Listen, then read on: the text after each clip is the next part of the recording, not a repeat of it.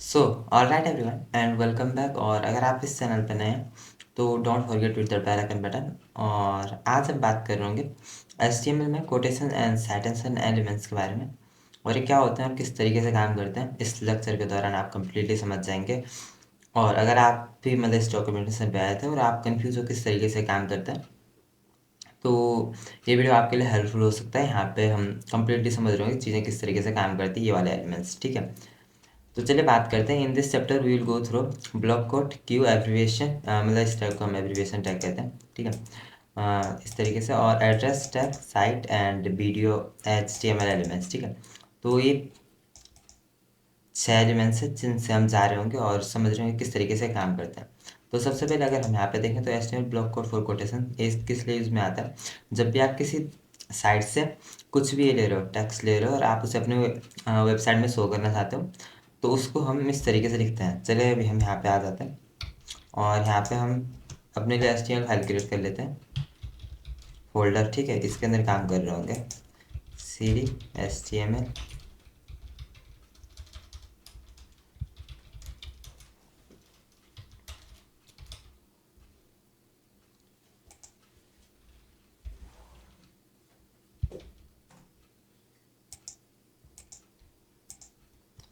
यहाँ पे हम index.html फाइल क्रिएट कर रहे होंगे।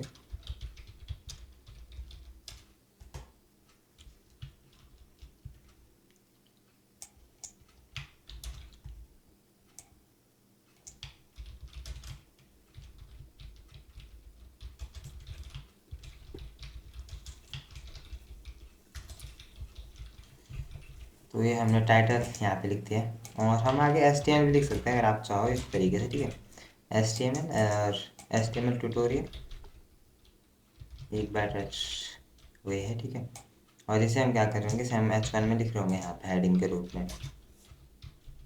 इसे लिखने के बाद हम इसे अपने पेज में लाइव कर रहे होंगे, वो लाइव। और यहाँ पे आप देख सकते हैं HTML quotation and citation element. तो चलिए आगे देखते हैं। ठीक है, तो यहाँ पे हमने ब्लॉक कोड की बात करी थी। तो अगर आप किसी भी साइट से कुछ टेक्स्ट लेते हैं तो हमें उसे किस तरीके से अपने पेज में लिखना होता है, बेसिक सा मैं आपको बता देता हूँ।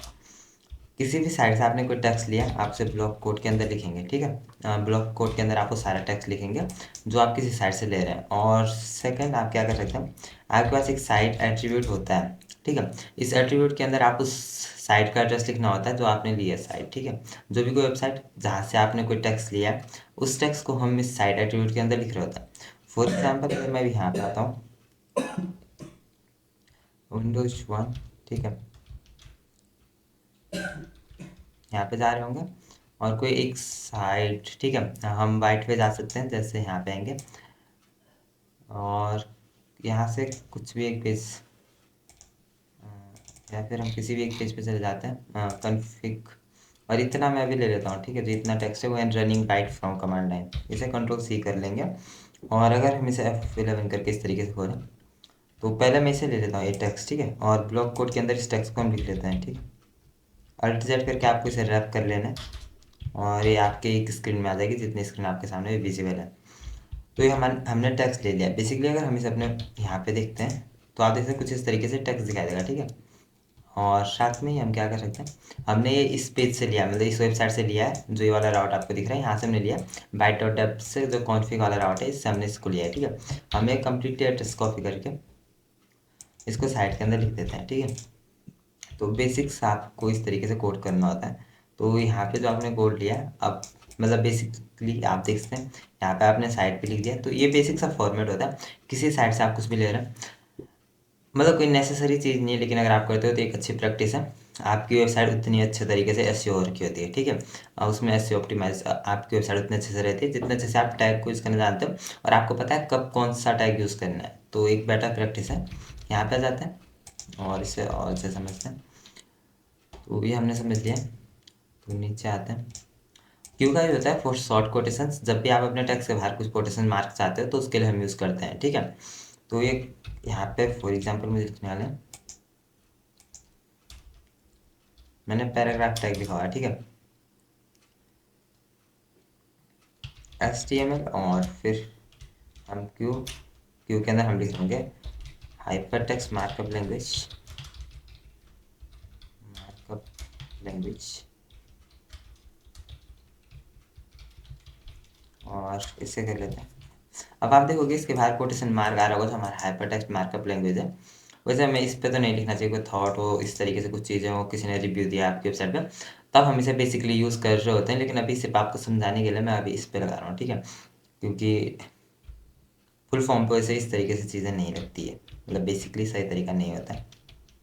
यहाँ पे आप देखोगे HTML के बाद जो हमारे HTML की फुल फॉर्म है, यहाँ पे S hyper text markup language, इस पर आप देख सकते हैं कोटेशन मार्क लगा है, जो कि हमारे क्यू टैग की वजह से लगा है, ठीक है। तो कि HTML क्यू एलिमेंट्स के हेल्प से लगा है, तो ये चीज़ आपको ध्यान में रखनी है। तो ये हमने देख लिया।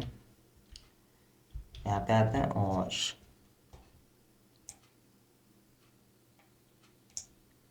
HTML एब्रिविएशंस, तो एक किस चीज़ में आता है, फॉर एग्जांपल आप कुछ इस तरीके से चीज़ें लिख रहे हो, जो हमने भी लिखा था HTML CSS या डॉक्टर मिस्टर, ठीक है, इस तरीके से जो चीज़ें लिखते हो।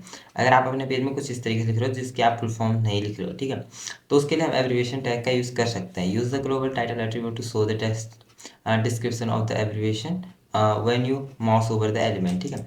तो हमें टाइटल एट्रीब्यूट उसके साथ रखना चाहिए, ये एक बेस्ट प्रैक्टिस है। तो फॉर एग्जांपल मैं यहाँ पे आता हूँ, ठीक है, और मैं अपने पेज में एक पैराग्राफ लिख रहा हूँ। हम सभी यहाँ पे आते हैं और वी आर लर्निंग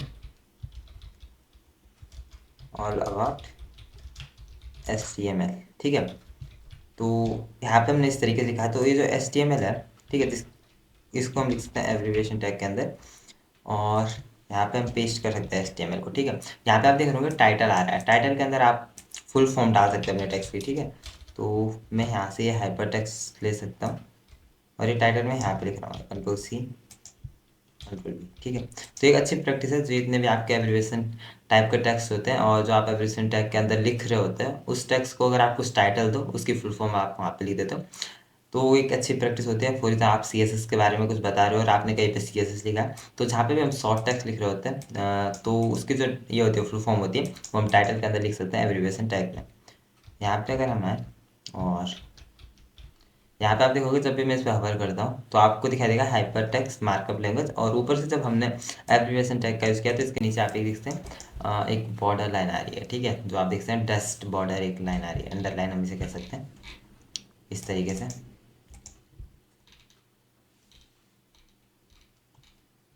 तो बेसिक सा फॉर्मेट है, जब भी आप जूम कर रहे हो, पूरा जूम कर रहे हो कम्प्लीटली, तो आपको एक इसमें दिखाई दे रहा है, आपको ये दिखाई दे रहा है कि डॉटेड डॉटेड ये है, ठीक है, अंडरलाइन है।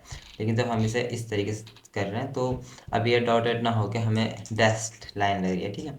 तो उस पर हमें ध्यान नहीं देना है ज़्यादा।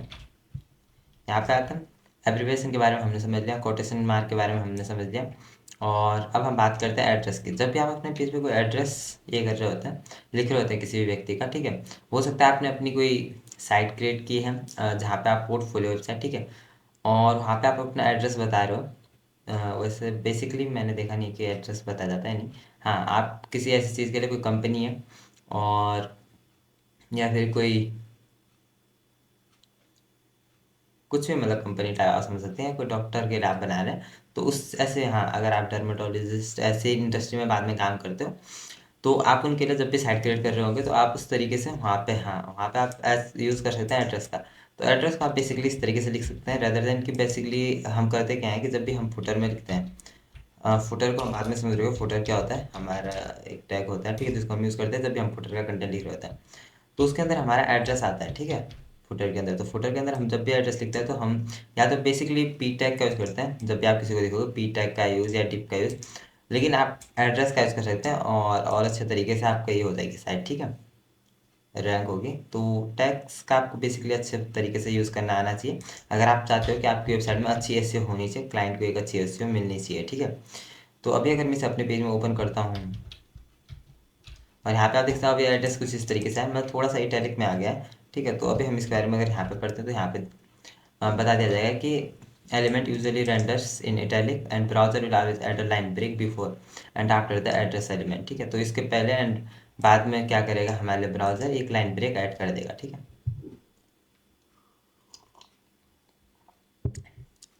और साइट, हमने अभी साइट एट्रीब्यूट की बात की थी, लेकिन अगर हम यहाँ पे देखें HTML site for work title, ठीक है, तो ये एक हमारे पास टैग भी होता है, जैसे कि यहाँ पे आप देख सकते हैं, the HTML site tag defines the element of creative work. ठीक है, तो जब भी आप एक क्रिएटिव वर्क को डिफाइन कर रहे हो तो आप उसके बाहर साइट टैग का यूज़ कर सकते हो। फॉर एग्जाम्पल आप कहीं अ बुक शो कर रहे हैं या अ पोम किसी भी सेंटेंस में आ रहा है, a song, a movie, a painting, sculpture. ठीक है, तो जब भी ये चीज़ें होती हैं तो आप क्या कर सकते हैं, साइट एट्रीब्यूट का यूज़ नहीं, साइट टैग का यूज़ कर सकते हैं। ठीक है, और एट्रीब्यूट साइट को हम ब्लॉक कोड के साथ यूज़ कर रहे होंगे। ठीक है, तो जो इसका टेक्स्ट होता है वो भी हमारे इटैलिक में दिखा देता है। ठीक है, तो यहाँ पे कंट्रोल सी करके आप अगर यहाँ पे लिखते हो द स्क्रीम, ठीक है, इस तरीके से बाय एडवर्ड मंच पेंटेड इन 1893। ठीक है, तो इस तरीके से अगर हम इसे अपने पेज में ओपन करते हैं और यहाँ पे आते हैं तो यहाँ पे आप देख सकते हैं द स्क्रीम, जो यह टेक्स्ट वो हमारे इटैलिक में आ गया, क्योंकि हमने साइट का यूज़ किया था। ठीक है, तो साइट को हमने समझ लिया किस तरीके से यूज़ करना है। और हाँ, यहाँ पे आप एक चीज़ समझ रहे होंगे कि एड्रेस जो हमने लिखा है वो भी बाय डिफ़ॉल्ट ब्राउज़र हमें इटैलिक में दिखा रहा है। ठीक है, हमने साइट का यूज़ किया है, बाय डिफ़ॉल्ट टेक्स्ट हमें इटैलिक में दिखा दे रहा है। तो ब्राउज़र में हमें ये पता नहीं चल रहा है बेसिकली कि हमने टेक्स्ट कौन से टैग से लिखा है। ठीक है, तो आप ये चीज़ सोच सकते हो कि उससे क्या फ़र्क पड़ रहा है कि हम साइट का यूज़ कर रहे हैं एड्रेस का। तो यहाँ पे मैं इटैलिक में भी अगर यही चीज़ लिखूँ द स्क्रीन, तो बेसिकली ये सेम ही दिखा देंगे। अगर मैं यहाँ पे आता हूँ तो यहाँ पे आप देखते हैं मतलब उतना इनमें चेंजेस नहीं है। द स्क्रीन और साथ में ये जो वाला है एड्रेस के अंदर हमने लिखा है, सभी हमें इटैलिक में दिखाई दे रहे हैं। ठीक है, तो हम बेसिकली आई टैग का यूज़ कर सकते हैं, आप इस तरीके से भी सोच सकते हैं, और या हम CSS का यूज़ कर सकते हैं। हाँ, एक ठीक चीज़ है, आप जाके कर सकते हो, मतलब आपको एज इट इज़ को ये नहीं होने वाला, मतलब आपका टेक्स्ट इटैलिक में दिखा देगा। ठीक है, कोई प्रॉब्लम नहीं है। लेकिन इसमें प्रॉब्लम क्या आ जाती है कि आपका पेज अच्छे तरीके से रैंक नहीं करता, उसमें अच्छी SEO नहीं होती है। ठीक है, मोस्टली क्या होता है कि हम डिव टैग का यूज़ कर रहे होते हैं। अगर आप किसी भी साइट को देखोगे तो वहाँ पे मोस्टली डिव यूज़ हो रहा होता है हर जगह। एज अ कंटेनर आप डिव को यूज़ कर सकते हैं, आपकी पूरी वेबसाइट में कंटेनर की तरह आप डिव को यूज़ कर सकते हैं। लेकिन हमें साथ में अपने जो हमारे सेमेंटिक एलिमेंट्स होते हैं इनको लेके चलना है। सेमेंटिक एलिमेंट्स क्या होते हैं, जो मतलब किसी नेम के साथ होते हैं। ठीक है, अगर हम फुटर लिख रहे हैं तो फुटर क्या दिखा रहा है कि हाँ ये फुटर है, और फुटर पार्ट के लिए ये टैग यूज़ में आएगा। अगर हम लिख रहे हैं हेडर, तो हेडर जो टैग है वो हेडर पार्ट के लिए यूज़ में आएगा। लेकिन अगर हम डिव लिख रहे हैं तो एज इट इज़ हमें कोई पता नहीं चल रहा है टैग किस चीज़ के लिए यूज़ में आएगा। ठीक है, और अगर हम स्पेन लिख रहे हैं तो स्पेन से भी हमें पता नहीं चल रहा है कि कौन सी जगह आएगा।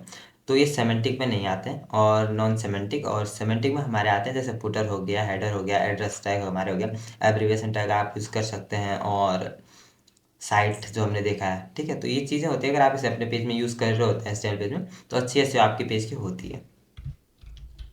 यहाँ पे अगर हम आए तो बाई डायरेक्शनल ओवरराइड, वीडियो का क्या काम होता है, ये मे बी आपके टेक्स्ट को राइट टू लेफ्ट वहाँ उल्टा कर देता है। तो tag is use to override the current text direction, तो इस डायरेक्शन को ओवरराइड कर देगा। ठीक है, लेकिन आपको साथ में ही DIR एट्रीब्यूट का यूज़ करना होता है, और इसके अंदर आपको लिखना होता है RTL, या लेफ्ट टू राइट के लिए आपको LTR। तो इस तरीके से आपको ये चीज़ें लिखनी होती है। ठीक है, तो अगर मैं भी इसे Ctrl.C करता हूँ और यहाँ पे आके,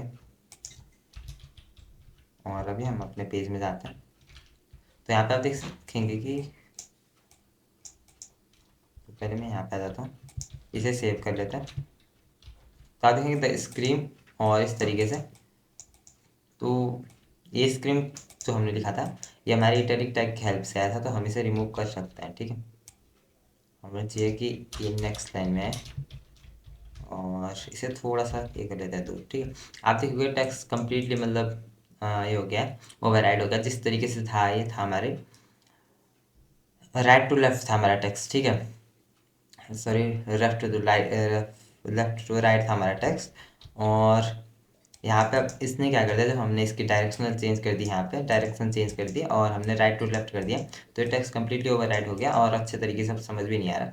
लेकिन हाँ, अगर आप इस तरीके से अपने पेज में टेक्स्ट को ये करना चाहते हो, ओवरराइड करना चाहते हो, कभी कभी आपको ज़रूरत पड़ सकती है कहीं पे भी। ठीक है, तो उस चीज़ के लिए आप ये चीज़ यूज़ में कर सकते हो, तो इतना आपको पता होना चाहिए। बेसिकली इतना ही हमारे इसमें था, इस वाले पेज में। तो हमने हर चीज़ को समझ लिया, सारे एलिमेंट्स को हमने समझ लिया, ब्लॉक कोड को हमने समझ लिया, क्यू का कोड है ये, अगर आप कुछ कोटेशन मार्क कीजिए, एब्रीविएशन के बारे में हमने समझ लिया, एड्रेस टैग अगर आप कुछ एड्रेस लिख रहे हो तो इसके अंदर लिखना एक अच्छी प्रैक्टिस है, साइट के बारे में हमने समझ लिया। ठीक है, अगर आप कोई क्रिएटिव वर्क अपने इसमें साइट में शो करना चाहते हैं तो उसके लिए आप यूज़ कर सकते हैं पीडीओ, अगर आप किसी भी टेक्स्ट को बाई डायरेक्शनल ये करना चाहते हो, ओवरराइट करना चाहते हो। तो आज के लिए इसने, thanks for watching and don't forget to hit the bell icon button अगर आप इस चैनल पे नए हैं।